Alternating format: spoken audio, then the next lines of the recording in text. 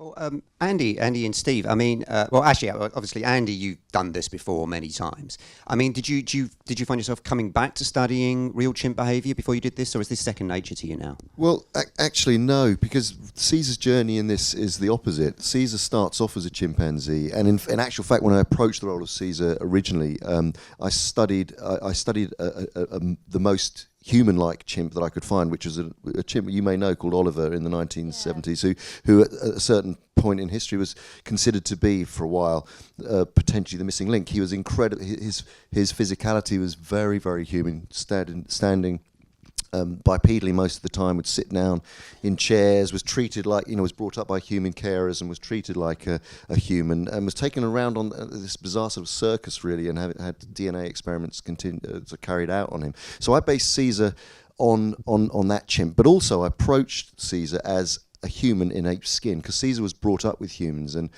part of the experience I had watching gorillas and studying gorillas both in the wild and in zoos was that apes reflect more human behaviour if they're surrounded by, very obviously, surrounded by human beings. They tend to reflect human behaviour more. But not only that, sort of philosophically, from a character point of view, Caesar is an outsider. So I always approached it mentally that he thought he was a human being within an ape's skin. So that in Rise, when he is thrown out of, taken away from his human care as his father figure, Will, played by James Franco, and put into the ape sanctuary, he had to learn to be an ape again. So for me, the observation, a lot of the observation of chimpanzee was in that first movie, and then I've gradually moved away from that, because Caesar's evolution, both kind of intellectually, emotionally, and physically, over the course of the next three movies, as well as his sort of growing from being an infant all the way through to being an adult.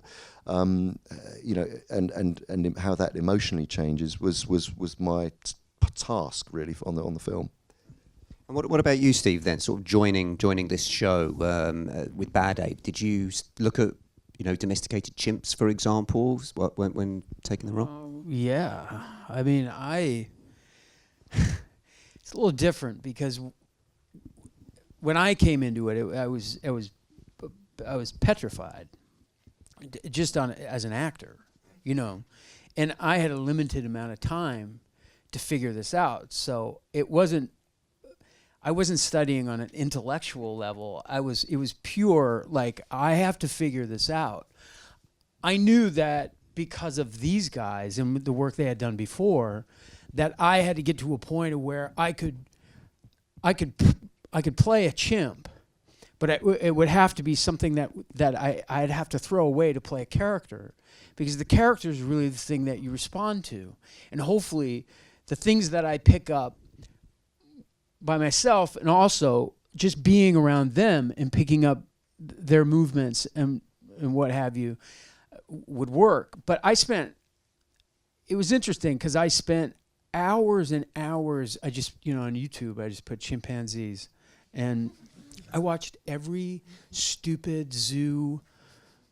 I watched them in their natural habitat. I watched them, but I was fascinated with zoos, and my character comes from a zoo. He escaped from the Portland Zoo, and he was taught to speak, and I thought, oh, most of his behavior was learned at a zoo, So I watched these zoo videos, and I was fascinated.